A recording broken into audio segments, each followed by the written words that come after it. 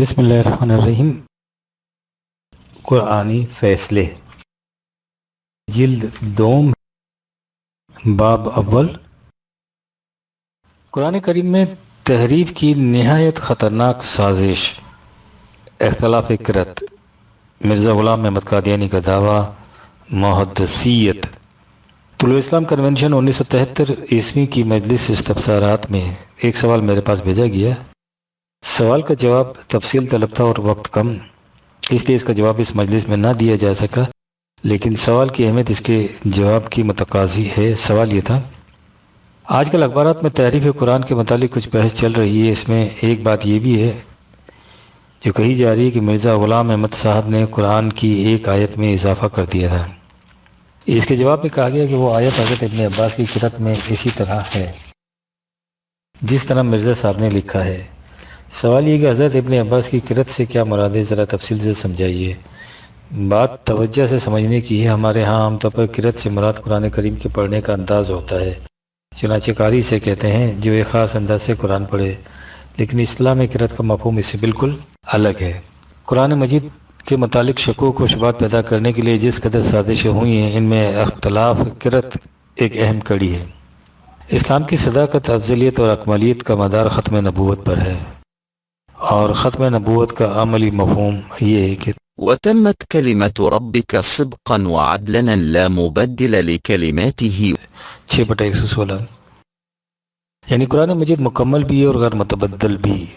اللہ تعالیٰ نے دین کے سلسلے میں جو کچھ انسانوں کو دینا تھا وہ مکمل طور پر قرآن کریم میں دے دیا گیا ہے، لہذا اس میں کسی اضافے کی ضرورت نہیں، اور جو کچھ اس میں کہا گیا ہے وہ محکم اور ابدی ہے، اس لیے اس میں کوئی رد و بدل نہیں کر سکتا۔ اور إنا نحن نزلنا الذكر وإنا له لحافظون 15/9 میں ہے، حفاظت قرآن کا ذمہ خدا نے لے رکھا ہے۔ اس سے واضح ہے کہ اللہ تعالیٰ نے جو قرآن رسول اللہ کو بذریعہ وحی دیا، جسے رسول اللہ نے امت تک پہنچایا، اور جو اس وقت تک مروج ہے، وہ مکمل غیر متبدل اور محفوظ ہے۔ بنا مری اب خدا کی طرف سے کسی وحی کی ضرورت نہیں، اسی کو ختم نبوت کہتے ہیں۔ اگر قرآن مجید کی ان تینوں بنیادی خصوصیات میں سے کسی ایک کے متعلق بھی کوئی شک و شبہ پیدا ہو جائے تو دین باقی نہیں رہتا۔ حضور کو جو قرآن خدا کی طرف سے عطا ہوا، آپ نے اسے نہایت احتیاط اور حفاظت سے امت کو دے دیا، لکھوا کر بھی اور حفظ یاد کرا کر بھی۔ چنانچہ جو قرآن امت میں مروج ہے، حضور نے اسے اسی ترتیب اور شکل میں امت کو دیا تھا۔ یہی قرآن مکمل غیر متبدل اور محفوظ ہے۔ دین کے خلاف سازشوں کے سلسلے میں پہلے اس قسم کی روایات وضع کی گئیں کہ رسول اللہ نے امت کو قرآن مجید مرتب شکل میں نہیں دیا تھا، یہ مختلف اور متفرق کاغذ کے پرزوں، پتھروں کے ٹکڑوں، کھجوروں کے پتوں اور اونٹوں کی ہڈیوں پر منتشر تھا۔ اسے بعد میں جمع اور مرتب کیا گیا عہد صدیقی یا فاروقی یا عثمانی میں۔ روایت کی روح سے جس طریقے سے اسے جمع اور مرتب کیا گیا، اور وہ بجائے خیش مختلف قسم کے شکوک و شبہات پیدا کرنے کا موجب ہے۔ میں اس وقت اس کی تفصیل میں نہیں جانا چاہتا، موضوع زیر نظر کی طرف بڑھنا چاہتا ہوں۔ عام طور پر اس پر اتفاق ہے کہ عہد عثمانی میں جو نسخہ مرتب ہوا تھا وہ آگے چلا اور وہی اس وقت تک امت میں رائج چلا آ رہا ہے، اسی نہج سے اسے مصحف عثمانی کہا جاتا ہے۔ بات یہاں تک بھی رہتی تو کسی حد تک غنیمت تھا، لیکن سازش اس سے بھی آگے بڑھی۔ کہا یہ گیا کہ خود حضرت عثمان کے زمانے میں مختلف صحابہ کے پاس قرآن مجید کے ایسے نسخے تھے جن میں متعدد آیات ایسی تھیں جو مصحف عثمانی سے مختلف تھیں۔ اسے اختلاف قرأت کہا جاتا ہے، یعنی جب مثلا یہ کہا جائے گا کہ حضرت عبداللہ ابن عباس کی قرأت میں یوں آیا ہے، تو اس کا مطلب یہ ہوا کہ مصحف عثمانی میں تو یہ آیت یوں درج ہے، لیکن قرآن کا جو نسخہ حضرت ابن عباس کے پاس تھا اس میں یہ آیت یوں تھی۔ اس قسم کے اختلافات 2 4 10 20 آیات تک محدود نہیں، اس کی تعداد ہزاروں تک پہنچتی ہے۔ حدیث کے مشہور امام اور جامع ابو داؤد کے صاحبزادہ حافظ ابو بکر عبداللہ سجستانی متوفی 316 ہجری کی ایک مشہور تالیف ہے کتاب المصاحف۔ اس میں انہوں نے قرآن کی جمع اور تدوین سے متعلق روایات بھی یکجا کی ہیں اور صحابہ اور تابعین کے مختلف نسخوں مصاحف کا بھی ذکر کیا ہے۔ ماندین کو ایسا مسئلہ خدا دے چنانچہ ایک مستشرق آرتھر جیفری نے اس کتاب کو نہایت اہتمام سے شائع کیا ہے اور اس میں ان مصاحف کی تفصیل بھی درج ہے جو مختلف صحابہ اور تابعین کی طرف منسوب ہیں۔ اس کے ساتھ ہی اس نے ان مصاحف کی ان آیات کو بھی درج کیا ہے جو مصحف عثمانی سے مختلف ہیں۔ ان میں صرف صحابہ کی طرف منسوب مصاحف حسب ذیل ہیں۔ ہم نے قوسین میں ان آیات کی تعداد لکھ دی ہے جو ان میں مصحف عثمانی سے مختلف ہیں۔ مثلاً ابن مسعود 1322 سے مراد یہ ہے کہ حضرت عبداللہ بن مسعود کی طرف منسوب مصحف میں 1322 آیات ایسی تھیں جو مصحف عثمانی یعنی ہمارے مروجہ قرآن مجید سے مختلف تھیں۔ ملاحظہ فرمائیے، حضرت ابن مسعود 1322، حضرت ابی بن کعب 956، حضرت علی 89، حضرت ابن عباس 186، حضرت ابو موسیٰ 4، 6، حضرت حفصہ 10، 7، حضرت انس بن مالک 24، 8، حضرت عمر 28، 9، حضرت زید بن ثابت 10، حضرت ابن زبیر 34، حضرت عمر ابن العاص تعداد معلوم نہیں، حضرت عائشہ 13، حضرت سالم 2، حضرت ام سلمہ 4، حضرت عبید ابن عمیر 18۔ تابعین کی طرف منسوب مصاحف نیز ایسے مصاحف جو بے نام ہیں، ان کی تعداد الگ ہے۔ ان اختلافات کی یہ نوعیت نہیں کہ ان میں محض زیر زبر کا فرق ہے، اگرچہ عربی زبان میں زیر زبر کے فرق سے بھی بات کہیں سے کہیں پہنچ جاتی ہے۔ ان میں الفاظ تک بدلے ہوئے ہیں، کہیں الفاظ کا اضافہ ہے، کہیں وہ محذوف ہیں، کہیں تبدیل شدہ ایسے الفاظ ہیں جن سے معنی کچھ کے کچھ ہو جاتے ہیں۔ آپ سوچئے کہ جب قرآن کریم کے متعلق یہ عقیدہ ہو کہ صحابہ کے زمانے میں بھی مختلف صحابہ کے نسخوں میں اختلاف تھا اور جو نسخہ مستند طور پر امت کو دیا گیا تھا مصحف عثمانی خود اس میں اور ان نسخوں میں سینکڑوں مقامات میں اختلاف تھا، تو قرآن کے دعوی اکملیت، محکمیت، غیر متبدل اور محفوظ ہونے کی حقیقت کیا رہ جاتی ہے؟ اور قیامت بالائے قیامت یہ کہ ہمارے علماء کرام ان مختلف قرتوں کے قائل ہیں۔ چنانچہ آپ نے اکثر ان حضرات کو کہتے سنا یا لکھتے دیکھا ہوگا کہ قرآن مجید کی آیت یوں ہے لیکن فلاں صحابی کی قرت میں یوں آیا ہے۔ قرآن کریم نے کہا تھا کہ أفلا يتدبرون القرآن ولو كان من عند غير الله لوجدوا فيه اختلافا كثيرا 4/82، کیا یہ لوگ قرآن میں غور و فکر نہیں کرتے؟ اگر یہ خدا کے علاوہ کسی اور کی طرف سے ہوتا تو یہ اس میں بہت سے اختلاف پاتے۔ یعنی قرآن نے اپنے من جانب اللہ ہونے کی دلیل یہ پیش کی ہے کہ اس میں کوئی اختلافی بات نہیں ہے۔ سوچئے اگر یہ تسلیم کر لیا جائے کہ فلاں آیت ایک مصحف میں یوں آئی ہے اور دوسرے میں یوں، تو کیا قرآن کے من جانب اللہ ہونے کا دعویٰ باقی رہ سکتا ہے؟ اس عقیدے سے دین کی ساری عمارت دھڑام سے نیچے آ گرتی ہے۔ یہ ہے وہ سازش جو قرآن یا دین کے خلاف کی گئی۔ اس تمہید کے بعد اس سوال کی طرف آئیے جسے شروع میں درج کیا گیا ہے۔ سورہ حج کی ایک آیت ہے 22/52۔ وحی کا سلسلہ ایسا رہا کہ کوئی رسول اور نبی ایسا نہیں آیا جس کے بعد اس کی وحی میں دین کے دشمنوں شیاطین نے آمیزش نہ کرتی ہو۔ جب ایسی تحریف ہو جاتی ہے تو خدا ایک اور رسول بھیج دیتا تھا اور اس کی طرف نازل کردہ وحی کے ذریعے اس آمیزش شیطانی کو منسوخ کر کے خالص وحی کو پھر محکم کر دیتا تھا، اور سب کچھ خدا کے علم و حکمت کی بنا پر ہوتا تھا۔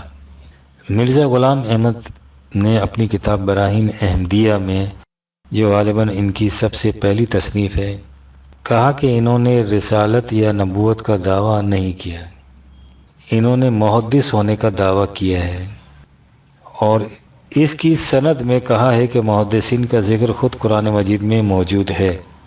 معترضین نے کہا کہ مرزا صاحب نے اپنے دعوے کے ثبوت میں قرآن مجید کی مندرجہ بالا آیت کو اس طرح پیش کیا ہے: وَمَا أَرْسَلْنَا مِن قَبْلِكَ مِن رَسُولٍ وَلَا نَبِيٍّ وَلَا مُحَدِّثٍ إِلَّا، یعنی مرزا صاحب نے قرآن کریم کی آیت میں لفظ محدث کا اضافہ اپنی طرف سے کر دیا ہے۔ یہ قرآن مجید میں تحریف ہے، اور جس کا دعوے کی بنیاد تحریف قرآنی پر ہو، اس کے باطل ہونے میں کیا شبہ رہ جاتا ہے۔ مرزا صاحب کے متبعین کی لاہوری شاخ کے ترجمان پیغام صلح کہ 14 نومبر 1973 کی اشاعت میں اس اعتراض کے جواب میں کہا گیا ہے، مصنف کتابچے نے اس عبارت سے پیشتر یہ الفاظ حذف کر دیے ہیں۔ آپ کو معلوم ہے کہ حضرت ابن عباس کی قرأت میں آیا ہے، حضرت مرزا صاحب حضرت ابن عباس کی قرأت درج کر رہے ہیں اور فاضل مصنف اسے آیت قرآنیہ قرار دے کر اور سیاق و سباق کو حذف کر کے اشتعال انگیزی میں مصروف ہے تاکہ نان جوی تو میسر آ سکے۔ یاد رہے کہ حضرت ابن عباس کی قرأت درج کر کے حضرت مرزا صاحب بھی یہی ثابت کر رہے ہیں کہ میرا منصب ملہم و محدث کا ہے نہ کہ نبوت کا، جیسا کہ غالب مریدوں اور مخالفوں کا پروپیگنڈا ہے۔ مرزا صاحب نے براہین احمدیہ میں جو کچھ لکھا ہے وہ حسب ذیل ہے۔ آپ لوگ کیوں قرآن شریف میں غور نہیں کرتے اور کیوں سوچنے کے وقت غلطی کھا جاتے ہیں؟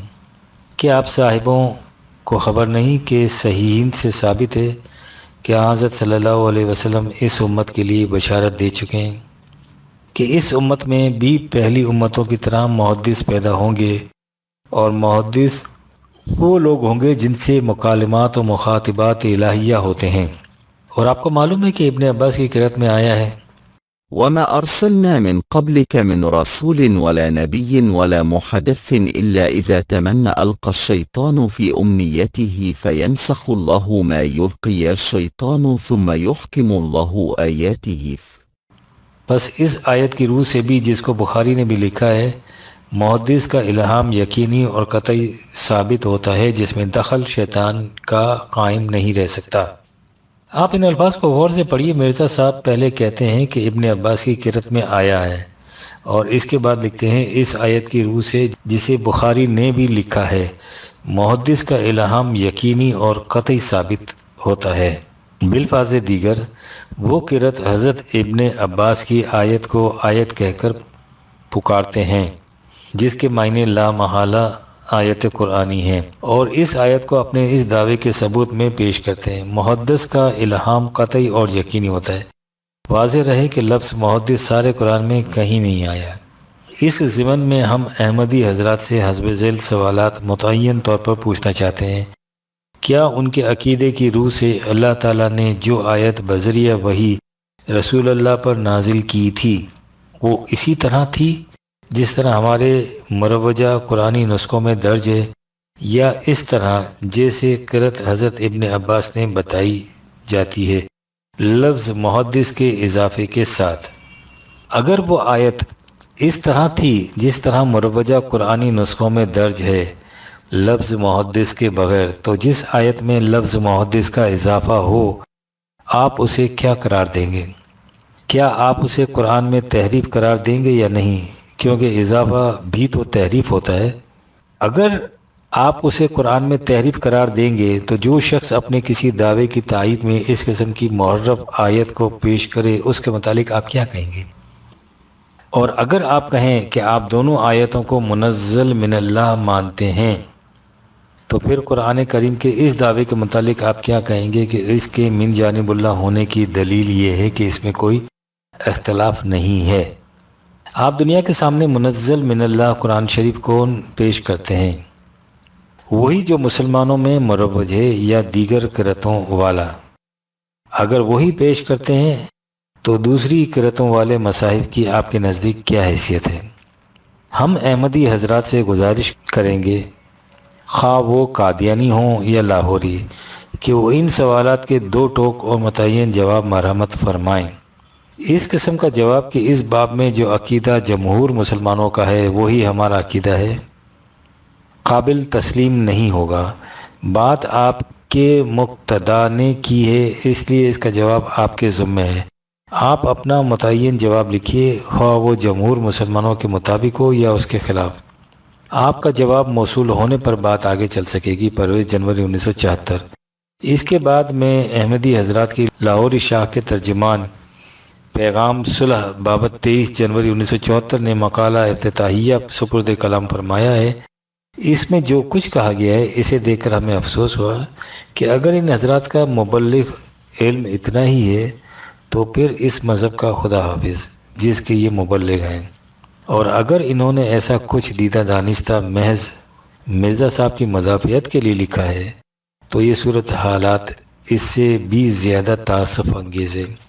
پیغام صلح نے لکھا ہے کہ جسے اختلاف قرأت کہا جاتا ہے، اس سے مراد یہ نہیں ہے کہ ان صحابہ کی طرف منسوب قرآنی نسخوں مصاحف میں یہ آیت اسی طرح درج تھیں۔ اس سے مراد یہ ہے کہ وہ حضرات ان آیات کا مفہوم یہ لیتے تھے، پیغام صلح کے الفاظ یہ ہیں۔ اس سے ظاہر ہے کہ ان نسخوں میں مندرج آیات کو آیات قرآنی قرار نہیں دیا گیا، بلکہ اختلاف قرأت کہا گیا ہے، اور یہ اختلاف قرأت کیا ہے؟ اس کو آیات قرآنی کی تعبیر و تفسیر ہی کہا جا سکتا ہے۔ قرأت ابن عباس سے مفہوم یہ ہے کہ اس قرأت کے مطابق محدث کے معنی بھی اس آیت سے نکل سکتے ہیں۔ مرزا صاحب نے اپنے دعوی محدثیت کی تائید میں اسے قرآن کی آیت کے طور پر پیش نہیں کیا، بلکہ صرف آیت قرآنی کا مفہوم قرار دیا ہے۔ عربی زبان کا ایک ابجد خواں بھی اس حقیقت سے واقف ہوگا کہ قرأت کے معنی تفسیر و تعبیر نہیں، اس کے معنی پڑھنا ہے۔ جب قرأت ابن عباس کہا جائے گا تو اس سے مراد یہ ہوگی کہ حضرت ابن عباس اس آیت کو یوں پڑھا کرتے تھے، اور جس طرح وہ اس آیت کو پڑھا کرتے تھے اسی طرح یہ ان کے مصحف میں درج تھی۔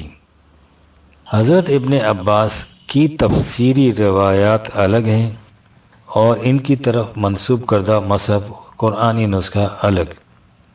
ان کی تفسیر میں نہیں بلکہ ان کی طرف منسوب کردہ مصحف میں زیر بحث آیت لفظ محدث کے اضافے کے ساتھ درج ہے، لہذا اسے تفسیر کہنا دوسروں کی آنکھوں میں دھول جھونکنا ہے۔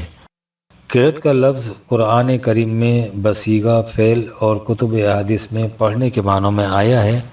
بخاری میں مد القرأت ایک باب ہے جس میں قرأت رسول اللہ کے تحت لکھا ہے کہ حضور قرآن کریم کو ٹھہر ٹھہر کر اور الفاظ کو کھینچ کر پڑھا کرتے تھے۔ بخاری کتاب فضائل قرآن میں حضرت عمر کی طرف منسوب ایک روایت ہے جس میں انہوں نے کہا ہے کہ میں نے حشام بن حکیم ابن حزام کو رسول اللہ کی زندگی میں سورہ فرقان پڑھتے سنا۔ فاستمعت قرأت، میں نے ان کا پڑھنا قرأت سنا تو وہ بہت سے ایسے الفاظ پڑھ رہے تھے جو مجھے رسول اللہ نے نہیں پڑھائے تھے۔ ان تصریحات سے واضح ہے کہ قرأت کے معنی پڑھنا ہے، تفسیر یا مفہوم نہیں ہے۔ ویسے بھی قرآنی آیت وَمَا أَرْسَلْنَا مِن قَبْلِكَ مِن رَسُولٍ وَلَا نَبِيٍّ کے متعلق کہنا کہ اس کا مفہوم یہ ہے کہ وَمَا أَرْسَلْنَا مِن قَبْلِكَ مِن رَسُولٍ وَلَا نبی ولا محدث قرآن کریم سے معاذ اللہ مذاق نہیں تو اور کیا ہے۔ قرآن کریم نے رسول اور نبی کہا ہے، ان میں سے کون سا لفظ ہے جس کا مفہوم محدث ہے؟ اور اگر یہ تفسیر ہے تو پھر اضافہ کسے کہتے ہیں؟ آئیے آپ کو بتائیں کہ صاحب کتاب المصاحف سجستانی نے اختلاف قرأت کا مفہوم کیا بتایا ہے۔ انہوں نے کہا ہے کہ جب یہ کہا جائے گا کہ فلاں صاحب کا مصحف ہمارے مصحف سے مختلف ہے تو اس اختلاف کی 3 شکلیں ہوں گی: رسم الخط، کتابت میں اختلاف، آیات میں الفاظ کے اضافے کا اختلاف، آیات میں الفاظ کی کمی کا اختلاف۔ کتاب المصاحف صفحہ 30۔ اس کے بعد جب وہ اختلاف قرأت کی روایات درج کرتے ہیں تو ان میں اس قسم کے الفاظ ملتے ہیں کہ فلاں راوی یا راویوں نے کہا ہے، سمعنا عمر ابن الخطاب یقرأ، ہم نے عمر بن ابن خطاب کو اس آیت کو یوں پڑھتے سنا۔ وقال هذا قرأت ابی ابن القعب رضی اللہ تعالی عنہ، راوی نے کہا ہے کہ یہ ابی بن کعب کی قرأت ہے۔ ان مثالوں سے واضح ہو گیا کہ الفاظ قرأت سے کیا مراد ہے۔ رسم الخط کے اختلاف سے قطع نظر اختلاف قرأت کی 2 شکلیں بتائی گئی ہیں: آیات میں الفاظ کا اضافہ، الفاظ کی کمی۔ پہلے الفاظ کی کمی کی 2-4 مثالیں ملاحظہ فرمائیے۔ مروجہ نسخوں میں فلا رفث لا ولا فسوق ولا جدال فی الحج 2/197۔ مصحف عبداللہ بن مسعود میں فلا رفث ولا جدال فی الحج ولا فسوق کے الفاظ نہیں ہیں۔ مروجہ نسخوں میں قال ربنا ظلمنا انفسنا وَإِن لَّمْ تَغْفِرْ لَنَا وَتَرْحَمْنَا 7/23۔ مصحف ابن مسعود میں قال ربنا الا تغفر لنا وترحمنا، ظلمنا انفسنا کی کمی اور وَإِن کی جگہ الا تغفر لنا۔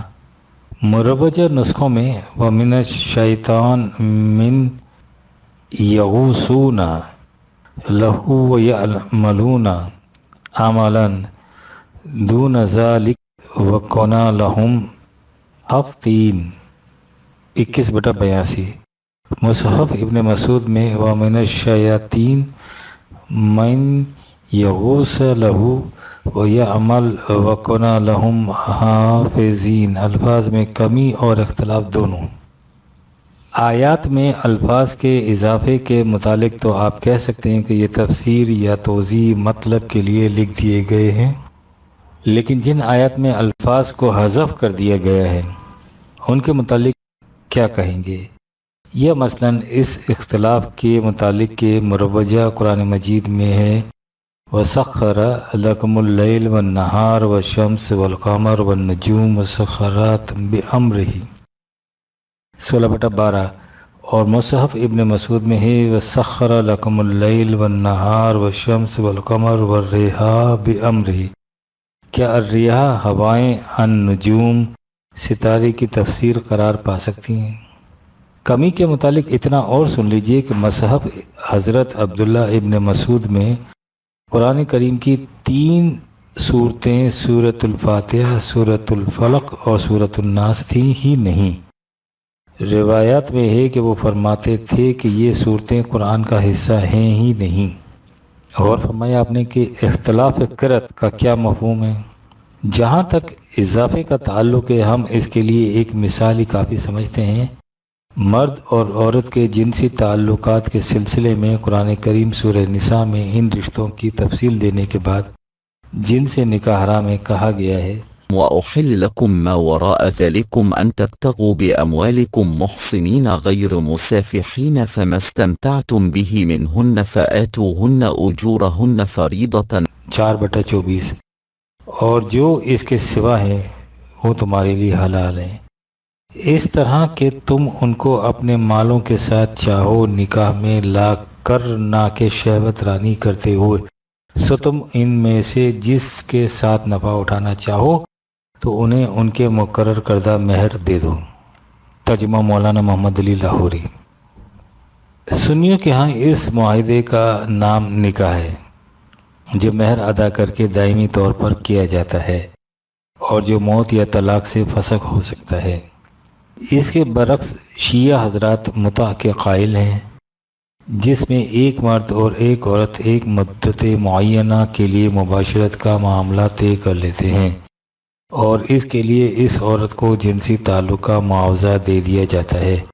سنیوں کے ہاں متع حرام ہے۔ اس تمہید کے بعد آگے بڑھیے۔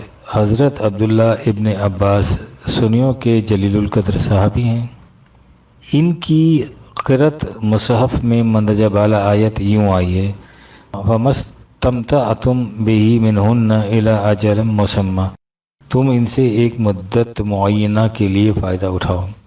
یعنی اس قرأت کی روح سے آیت قرآنی میں إِلَىٰ أَجَلٍ مُّسَمًّى کا اضافہ کیا گیا ہے جس سے متع کی سند مل جاتی ہے۔ اب دیکھیے کہ اس اضافے کے متعلق حضرت عبداللہ بن عباس کیا فرماتے ہیں۔ سنیوں کی سب سے پہلی اور سب سے زیادہ قابل اعتماد تفسیر طبری ہے۔ وہ اس آیت 4/24 کی تفسیر میں لکھتے ہیں ابو ذرہ کی روایت ہے کہ میں نے ابن عباس سے متع کے متعلق دریافت کیا، انہوں نے کہا کہ کیا تم سورہ نساء کی تلاوت نہیں کرتے؟ میں نے کہا کیوں نہیں؟ کہا پھر اس میں یہ آیت نہیں پڑھا کرتے کہ فَمَسْتَمْتَعْتُمْ بِهِ مِنْهُنَّ إِلَىٰ أَجَلٍ مُّسَمًّى؟ میں نے کہا نہیں، میں اگر اس طرح پڑھتا ہوتا تو آپ سے دریافت کیوں کرتا؟ انہوں نے کہا کہ اچھا تمہیں معلوم ہونا چاہیے کہ اصلی آیت یوں ہی ہے۔ عبدالعالیٰ کی روایت میں بھی ابو ذرہ سے نقل ہے کہ میں نے ابن عباس کے سامنے یہ آیت پڑھی وَمَسْتَمْتَعْتُمْ بِهِ مِنْهُنَّ، ابن عباس نے کہا الی اجل مسمى، میں نے کہا کہ میں تو اس طرح نہیں پڑھتا۔ انہوں نے 3 مرتبہ کہا خدا کی قسم خدا نے اسی طرح نازل کیا ہے۔ ہم ان حضرات سے پوچھتے ہیں کہ کیا اب بھی یہ بات آپ کی سمجھ میں آئی ہے یا نہیں کہ اختلاف قرأت سے کیا مراد ہے؟ کیا اس کے بعد بھی آپ فرمائیں گے کہ اختلاف قرأت سے مراد تفسیر اور مفہوم کا اختلاف ہے؟ حضرت ابن عباس فرماتے ہیں کہ خدا کی قسم خدا نے اس آیت کو نازل ہی اسی طرح کیا تھا جس طرح میں پڑھتا ہوں، نہ کہ اس طرح جس طرح یہ مصحف عثمانی میں درج ہے۔ آئیے اب آپ کو یہ بتائیں کہ یہ تصور کہاں سے آیا ہے کہ اصل میں تو یہ آیت یوں نازل ہوئی تھی لیکن مروجہ قرآن میں یہ اس طرح درج ہے۔ شیعہ حضرات کا عام طور پر یہ عقیدہ ہے کہ جو قرآن مسلمانوں میں مروج ہے وہ محرف ہے۔ اس میں اکثر و بیشتر آیات اس طرح نہیں لکھی گئیں جس طرح وہ نازل ہوئی تھیں، ان میں تحریف کر دی گئی ہے۔ اصلی آیات کا علم ان کے ائمہ کرام کو ہے۔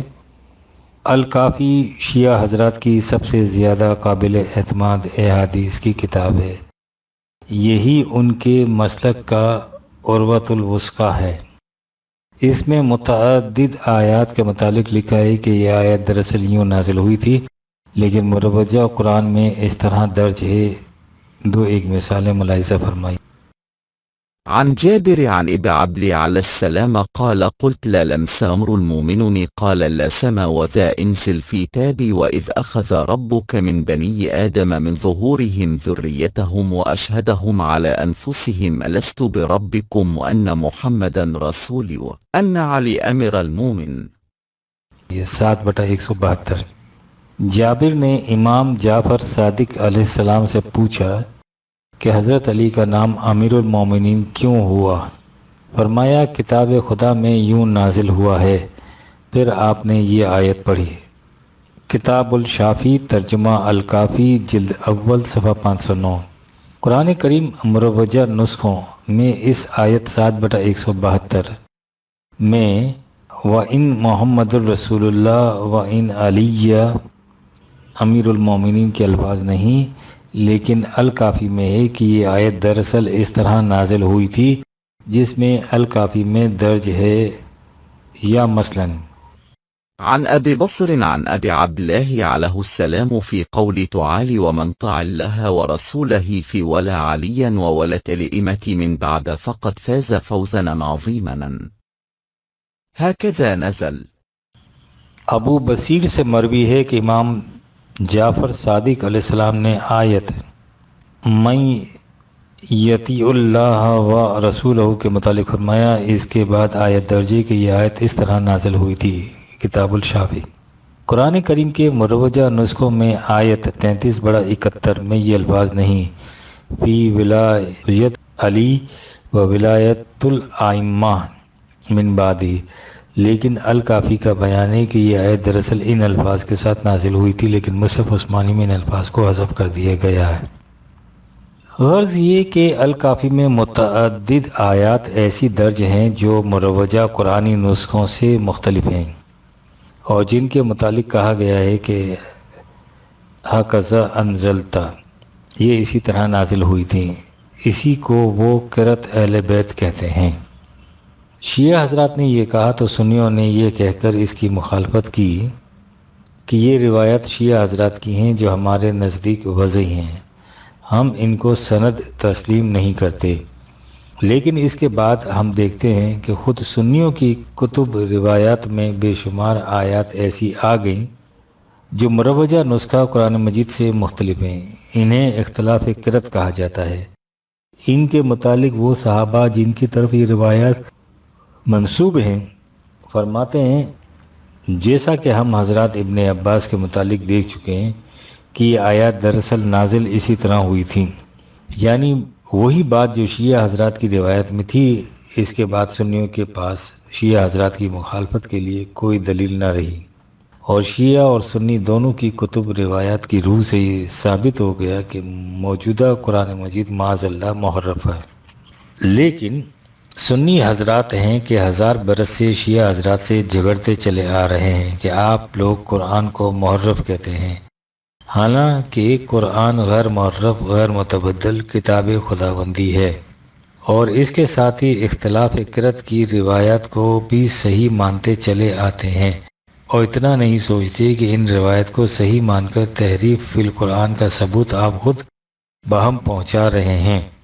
اب آئیے عقیدہ محدث کی طرف اور اسے غور سے پڑھیے۔ الکافی کتاب الحجت کے ایک باب کا عنوان ہے نبی و رسول و محدث کا فرق۔ اس کے نیچے سب سے پہلی روایت یہ درج ہے، ذرا رح سے مروی ہے کہ میں نے امام محمد باقر علیہ السلام سے آیت کان رسول النبی کے متعلق سوال کیا اور پوچھا کہ نبی اور رسول میں کیا فرق ہے۔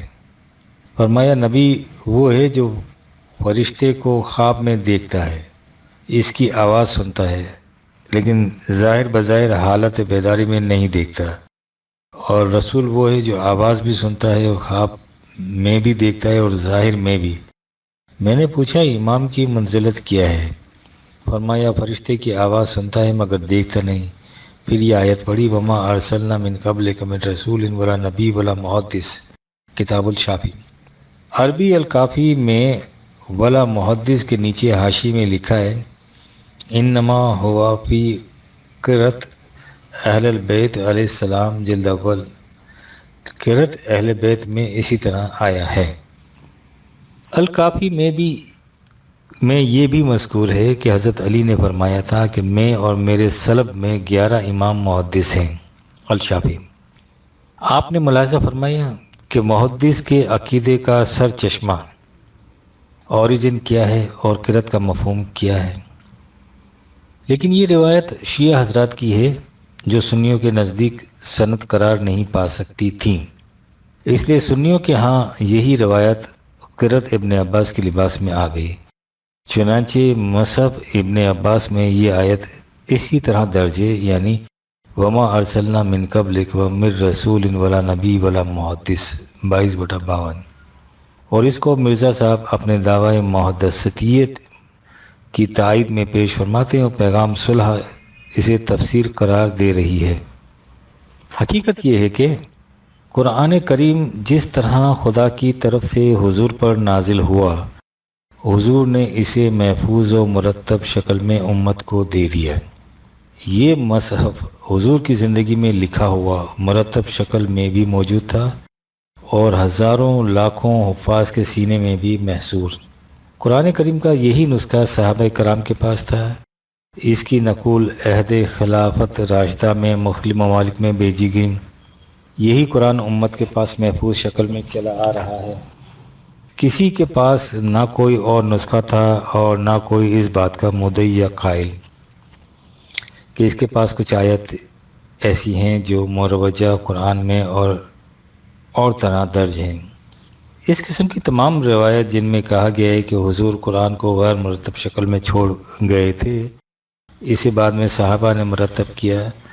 مختلف صحابہ بعض آیت کو کسی اور طرح پڑھتے تھے یا ان کے پاس مختلف مصاحف تھے، سب وضعی ہیں، اور قرآن کریم کو محرف ثابت کرنے کی سازش۔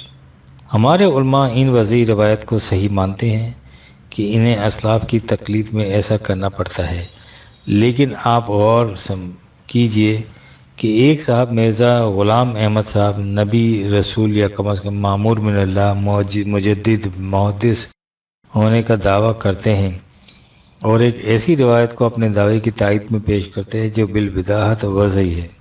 یہ صورت دو حالتوں سے خالی نہیں، یا تو مرزا صاحب کو اس کا پتہ ہی نہیں تھا کہ محدث کے نظریے کا سرچشمہ کون سا ہے اور کس طرح یہ شیعی عقیدہ وضعی روایت کے راستے سنیوں کے ہاں پہنچ گیا، اور یا انہوں نے عام مسلمانوں کی تقلیدی عقیدہ سے فائدہ اٹھاتے ہوئے دانستہ ایسا کیا ہے۔ دونوں صورتوں میں جو نتیجہ سامنے آتا ہے ظاہر ہے۔ اس کے بعد میرا سوال جو پہلے اٹھایا گیا تھا بدستور قائم رہتا ہے، یعنی مرزا صاحب نے کہا کہ ابن عباس کی قرأت میں آیت 22/52 لفظ محدث کے اضافے کے ساتھ آئی ہے۔ طبری کی تفسیر سے واضح ہے کہ خود حضرت ابن عباس نے اس امر کی تشریح کر دی تھی کہ ان کی قرأت سے مراد یہ ہے کہ متعلقہ آیات دراصل یوں نازل ہوئی تھیں۔ اس سے واضح ہے کہ خود مرزا صاحب بھی یہ مانتے تھے کہ یہ آیت لفظ محدث کے اضافے کے ساتھ نازل ہوئی تھی اور مروجہ نسخہ قرآن میں اسے حذف کر دیا گیا ہے، لہٰذا وہ قرآن میں تحریف کے قائل تھے۔ یہ کہہ کر کہ ان کی مدافعت کرنا اختلاف قرأت سے مراد تفسیر و تعبیر ہے، خود فریبی ہے یا مغالطہ آفرینی کی ناکام کوشش۔ پیغام صلح نے مرزا صاحب کے غلط مسلک کی مدافعت میں جس طرح پیچ و تاب کھائے ہیں، اس قسم کے واقعات سے یہ حقیقت اور بھی ابھر کر سامنے آ جاتی ہے کہ ختم نبوت کا اعلان کس طرح خدا کی رحمت ہے۔ اس عقیدے کا عملی مفہوم یہ ہے کہ حضور نبی اکرم کے بعد کوئی شخصیت ایسی نہیں ہو سکتی جسے ہم منزہ عن الخطا سمجھنے کے مکلف ہوں۔ ختم نبوت پر ایمان رکھنے والوں کے نزدیک مرزا صاحب ایک عام انسان تھے، اس لیے ان کی فکر میں اس کام اور پیش کردہ تعلیم میں غلطیاں ہو سکتی ہیں، لیکن جب انہیں مامور من اللہ ملہم ربانی تسلیم کر لیا جائے تو پھر انہیں منزہ عن الخطا ماننا پڑے گا، اور ایسا ماننے والوں پر ہر معاملے میں ان کی مدافعت عقیدتاً ضرور قرار پا جاتی ہے۔ اب سوچیے کہ جس شخص کو کسی کی ناقابل مدافعت غلط بات کی مدافعت کرنی پڑے تو اگر اسے اپنی اس مجبوری کا احساس ہے تو وہ کس قدر ذہنی کوفت و قلبی اذیت میں مبتلا رہے گا، اور اگر شدت عقیدت کی بنا پر اسے اس کا احساس ہی نہیں تو اس سے کس قدر مذاکرہ انگیز حرکات سرزد ہوں گی۔ یہی کیفیت مرزا صاحب کے اغلاط و اقسام کی مدافعت میں ان کے متبعین کی ہوتی ہے، جیسا کہ زیر نظر بحث سے واضح ہے۔ جمع و تدوین قرآن مجید روایات کی روشنی میں اختلاف قرأت سے متعلق وہ مقالہ جو سابقہ صفحات میں درج کیا جا چکا ہے شائع ہوا تو چاروں طرف سے اس قسم کے استفسارات موصول ہوئے کہ قرآن مجید کی جمع و تدوین کے متعلق جو کچھ روایت میں آیا ہے اسے بھی تفصیل سے بیان کر دیا جائے۔ اس کے جواب میں حسب ذیل مقالہ طلوع اسلام کی اشاعت بابت جولائی 1974 میں شائع ہوا۔ یہ غور سے پڑھنے کے قابل ہے تاکہ آپ کو معلوم ہو جائے کہ وضعی روایات کے ذریعے اسلام کے خلاف کتنی گہری اور خطرناک سازش ہوئی ہے۔ اس قسم کی ہیں وہ روایات جن کو صحیح ماننے سے طلوع اسلام کو منکر حدیث قرار دیا جاتا ہے۔ اجمی سازشوں نے جہاں حقیقی اسلام کی جگہ ایک بالکل نیا اسلام وضع کر کے مسلمانوں میں عام کر دیا، اس کے ساتھ ہی انہوں نے چپکے ہی چپکے ایسی کوششیں بھی کی جن سے یہ شبہ پیدا ہو جائے کہ قرآن بھی اپنی اصلی حالت میں محفوظ نہیں رہا۔ یہ اس سازش کا اتنا بڑا حربہ تھا جس نے فی الواقعہ دین کی عمارت کو متزلزل کر دیا۔ اس مقصد کے لیے انہوں نے قرآن کی جمع و تدوین کے متعلق عجیب و غریب داستانیں وضع کیں اور انہیں احادیث کے مجموعوں میں بھر دیا۔ اس ضمن میں حافظ ابو بکر عبداللہ ابن ابی داود سلیمان ابن اشعث سجستانی کی شرح آفاق کتاب المصاحف ایک خاص اہمیت رکھتی ہے، کیونکہ اس میں قرآن کریم سے متعلق ان تمام روایات کو یکجا جمع کر دیا گیا ہے۔ یہ روایتیں اکثر سیاستہ اور دوسری مستند کتب روایت میں منتشر طور پر موجود ہیں۔ کتاب المصاحف یہ کتاب ابو بکر عبداللہ بن ابی داود کی تصنیف ہے، جن کا سن پیدائش 230 ہجری اور سن وفات 316 ہجری ہے۔ آپ حدیث کے مشہور امام ابو داود سلیمان بن اشعث سجستانی، جن کی کتاب سنن ابو داود سیاستہ میں شمار کی جاتی ہے، کے بیٹے ہیں۔ آپ کی کتاب المصاحف علماء حدیث کے ہاں بہت مستند کتابوں میں شمار کی جاتی ہے، چنانچہ اکثر متقدمین کی کتابوں میں اس کتاب کے حوالے ملتے ہیں۔ امام ابن الجرزی رحمۃ اللہ نے ان کو سختہ کبیر مامون کے الفاظ سے یاد کیا ہے۔ مصنف کے اس مختصر تعارف کے بعد ہم آپ کو کتاب المصاحف کے جستہ جستہ مقامات سے روشناس کراتے ہیں. سنتے جائیے اور سر دھنتے جائیے. قرآن کو حضور نے جمع نہیں کیا بلکہ حضرت صدیق اکبر نے جمع کرایا. امام ابن ابی داؤد اپنی سند کے ساتھ حضرت زید بن ثابت سے نقل کرتے ہیں کہ جس سال اہل یمامہ کا قتل ہوا حضرت ابو بکر نے بھی آدمی بھیج کر بلایا. وہاں حضرت عمر بھی موجود تھے. ابو بکر کہنے لگے کہ یہ عمر میرے پاس آئے اور کہنے لگے کہ قرآن کے قاریوں کے ساتھ قتل کی گرم بازاری ہو گئی ہے. مجھے ڈر ہے کہ دوسرے مواقع پر بھی یہی گرم بازاری ہو اور اس طرح قرآن ضائع ہو جائے. میری رائے ہے کہ قرآن کو جمع کر لو. میں نے عمر سے کہا کہ جو کام رسول اللہ نے نہیں کیا وہ تم کیسے کرتے ہو؟ عمر نے کہا بخدا یہ کام اچھا ہی ہے اور اس بارے میں مجھ سے برابر کہتے رہے، حتیٰ کہ جس چیز کے لیے خدا نے ان کا شرع صدر کر دیا تھا میرا بھی شرع صدر کر دیا اور میری رائے بھی وہی ہو گئی جو ان کی تھی. ابو بکر مجھ سے کہنے لگے تم نوجوان اور عقل مند آدمی ہو اور رسول اللہ صلی اللہ علیہ وسلم کے لیے وحی لکھتے رہے ہو، ہم تمہیں متہم نہیں سمجھتے لہٰذا تم قرآن کو لکھ لو. زید بن ثابت کہتے ہیں کہ بخدا اگر وہ مجھے کسی پہاڑ کو اپنی جگہ سے ہٹا کر دوسری جگہ لے جانے کو کہتے تو وہ مجھ پر اس کام سے زیادہ دشوار نہ ہوتا. میں نے ان دونوں سے کہا کہ جو کام رسول اللہ نے نہیں کیا وہ کام تم کیسے کرتے ہو؟ ابو بکر اور عمر کہنے لگے کہ بخدا یہ کام اچھا ہی ہے. چنانچہ ابو بکر اور عمر برابر مجھ سے کہتے رہے حتیٰ کہ جس امر کے لیے ان دونوں کو شرع صدر ہو چکا تھا مجھے بھی شرع صدر ہو گیا اور وہی میری رائے بھی ہو گئی جو ان دونوں کی رائے تھی. چنانچہ لکھنے کے لیے میں نے کاغذ کے ٹکڑوں، کھجور کے پٹھوں، پتھر کے ٹکڑوں اور لوگوں کے سینوں حافظوں سے تلاش کرنا شروع کیا، حتیٰ کہ ایک آیت جو میں حضور کو پڑھتے ہوئے سنا کرتا تھا مجھے نہیں ملی، یعنی لقد جاءکم رسول من انفسکم. چنانچہ میں نے اس کو ڈھونڈا، بالآخر خزیمہ بن ثابت کے پاس ملی اور میں نے اس کو اس کی صورت میں لکھ دیا. صدیق اکبر کے زمانے میں قرآن کیوں کر جمع کیا گیا؟ امام ابن ابی داؤد اپنی سند کے ساتھ عروہ بن زبیر سے نقل کرتے ہیں کہ جب بہت سے قاری قتل ہو گئے تو ابو بکر کو یہ خوف ہوا کہ اس طرح تو قرآن ہی ضائع ہو جائے گا. آخر انہوں نے عمر اور زید ابن ثابت سے کہا کہ مسجد کے دروازے پر بیٹھ جاؤ اور جو شخص کتاب اللہ کے متعلق کسی چیز پر دو گواہ پیش کر دے اس کو قرآن میں لکھ لو. امام ابن ابی داؤد اپنی سند کے ساتھ عبد خیر سے نقل کرتے ہیں کہ میں نے حضرت علی کو کہتے ہوئے سنا کہ مصاحف کے بارے میں سب سے بڑا ثواب ابو بکر کو ملے گا. خدا ابو بکر پر رحم فرمائے، وہی پہلے شخص ہیں جس نے قرآن کو لوحین کے درمیان جمع کر دیا. قرآن صدیق اکبر نے خود جمع کیا اور حضرت زید نے نظر ثانی فرمائی.